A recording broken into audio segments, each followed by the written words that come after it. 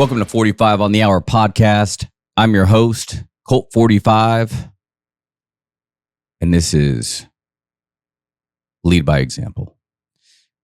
My kids have always been something that I've always wanted in my life.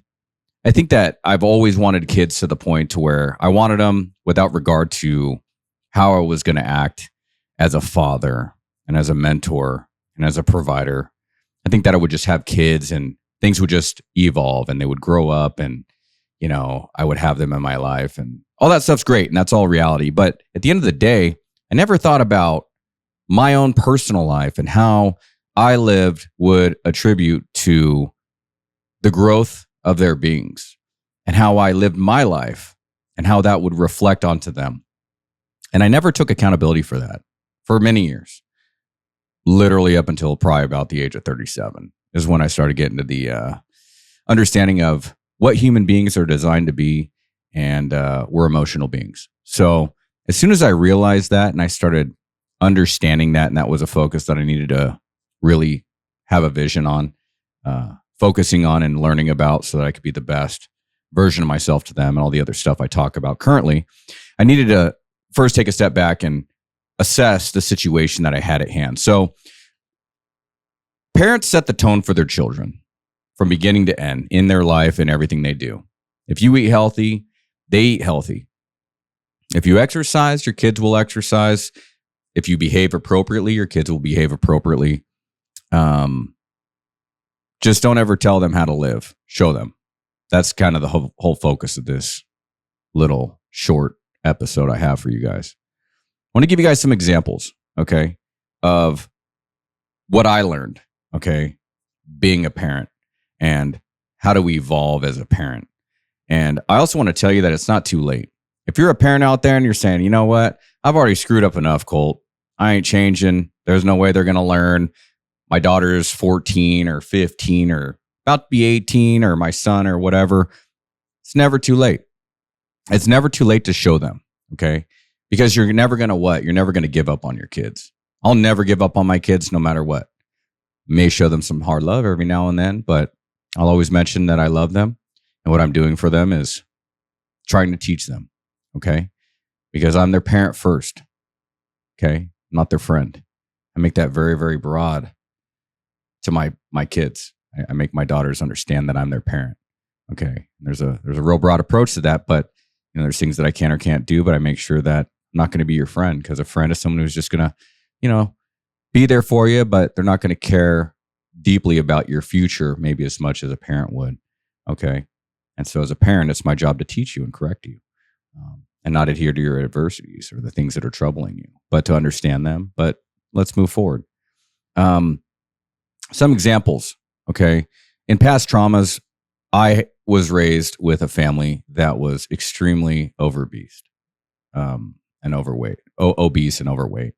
My Aunt Shirley had a diabetes, just like I would say 70% of my family. And hers was so bad that she actually passed away from it. She had to have her leg amputated because she had improper blood flow. And she went blind after a while, right around, I think it was like 55. So all I ever knew was, and to grow up with, was being overweight was normal. My whole family was on Social Security. They never made any money. They were all struggling. They all gossiped about each other. We're all Italian. It's kind of it's a thing in some of those families. But I always realized that I didn't want to be like that. I didn't want to be overweight. I didn't want to live on Social Security for the rest of my life and just scrape by and have to go to the Dollar Tree for food every day. And I wanted to be smart.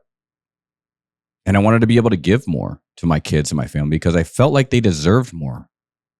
And what set the tone for that was someone had told me, how much do you love your kids? I said, to the end of the earth, forever.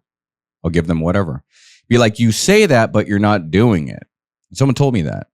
If you wanted to give your kids everything, why wouldn't you just go make $1 million for them so they can live their life financially free? Why wouldn't you go work out every day so that you show them that fitness is extremely important and it's going to be helpful to them for their stress relief, and it's going to be helpful for them mentally so that they can lead their family in the future with the same exact cycle? Why don't you lead them mentally? And instead of being angry at stuff, which I used to always be angry, why don't you try to teach yourself to be more calm, have more of a calm physical approach and not be reactive? Because people that are reactive are people that are out of control. So as I started doing that around like 37-ish, and I started focusing on mindset and self-help and things like that, I started calming myself. I started looking at things a little differently. I started looking at my kids reacting, trying to get me to react as a way of me teaching them. They wanted to see how I was going to be reactive. So it's caught, not taught. So when your kids snap at you or say something like my older daughter generally does, she's always trying to push my buttons. And I think everybody has a kid that does that. She's always trying to push my buttons and, try to see if I react and maybe make a comment or curse at me or say something that just, promotes, say I'm a teenager and I have control and you don't. Well, guess what?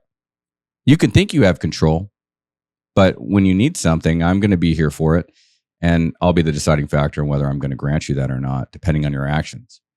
So I lead an example based on how I react to them and how I show them how I am in my household. So I always make sure that my presence is known, that I'm home. I always make sure that I tell them I love them. I always make sure that I give them a hug. I always make sure that they know that they're heard no matter what. No matter what, your kids need to be heard. If you're the kind of parent that's always blowing off your kids and you can't have the time or you can't find the time to hear them, they're going to get heard from somebody else. And typically from young ladies, they get heard from other men. And that's how they seek attention. Young men seek it from other men, and maybe the men that they want love from, like I did, which turned into being gangs and things like that. And I would seek love from the wrong people because they made me feel love. That's why gangs exist. That's why people that are doing wrong exist, because that's how they show love to each other, is to shed blood together, or shed pain together, and do acts of violence and things like that. And those things don't heal you. They make you worse. But how I was raised is to learn that from other people. Don't let your kids learn that way. So going back to my kids, I always looked at how my family raised me. I always looked at the gossiping, the being overweight, the struggling financially, all those things I never wanted. I never wanted to be someone that was talking about other people behind their back all the time. I never wanted to be someone that was overweight all the time. I never wanted to be someone that was struggling. God bless my family. They showed me family. They were always there for me. No matter how much money they had, they always made time for each other. And I love them all for that. But my family definitely had the portrayal of a life that I just never wanted to live for myself. I wanted to be different. And I did. I started differently. I went in the Marine Corps at a young age, and I learned the hard way. For me, the hard way was the way of life, because I was always talking myself out of it. Can't be that hard. I'm going to go do it. And I just proved it to myself. And that's kind of how I structure things with my kids. My kids know that they can't give up on anything. All my 3 girls know that quitting is not an option. And I always tell them, I take my last name in pride, which I never did before. But I always tell them now, I say, hey, you're a Curtis, aren't you? You have my genes. You know that, right? You have my genes. Yeah, Dad, but I'm not as strong as you. No. You're 100% as strong as me because you have my genes. You're just like me. You have all the right qualities. You got to stop telling yourself that you can't and start telling yourself that you can. You can do it. Kids listen. You got to tell them till you're blue in the face enough times, but they listen. They're watching. They ain't blind. They're watching how you live. And some people say it the most. Someone said this to me the most, and they were saying, the person that knows you the best is your children. And if you think that other people know you, they don't. Not like your children do. You want to lie to yourself and say you're a good parent? Well, your kids know if you're a good parent or not. They know if you're there for them or if you're not. You want to say that, you make good money. Your kids see if you're struggling or not at home financially, and they feel that. They feel that if you can't provide stuff or you can't pay for their, doctor's visits or, their track appointments or whatever, they know, unless you got a reason for not paying it. They know when you're struggling, and they see all these things. The last thing that I ever wanted to do was to ever let my kids see me fail. That is the one fear I think all parents feel, is that you cannot let your kids see you fail at all. You can't. It's an unwritten rule. You can't let them see you fail, because if they see you fail, then they'll know that they can fail. They'll know that it's okay. And in my family, in my Curtis family, there is no option for failure. There is no room for failure. It is not an option.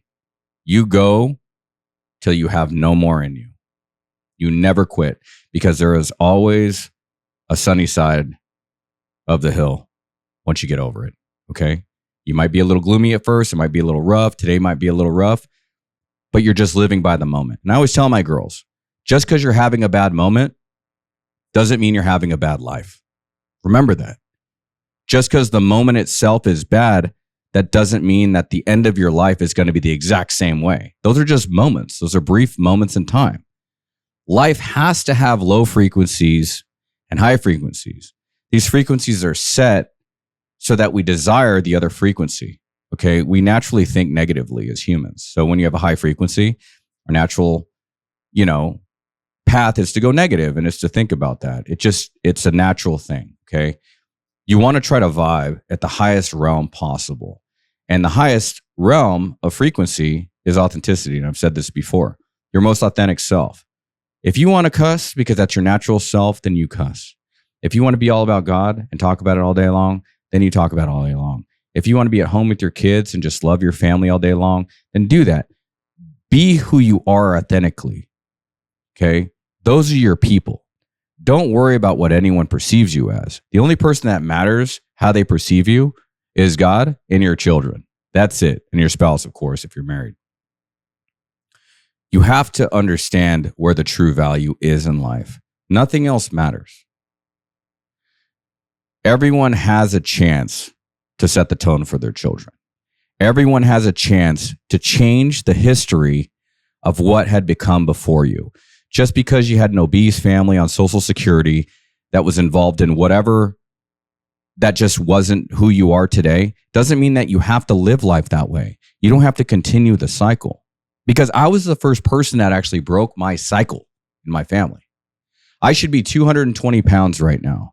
I should be living on disability, or VA disability, maybe from the war.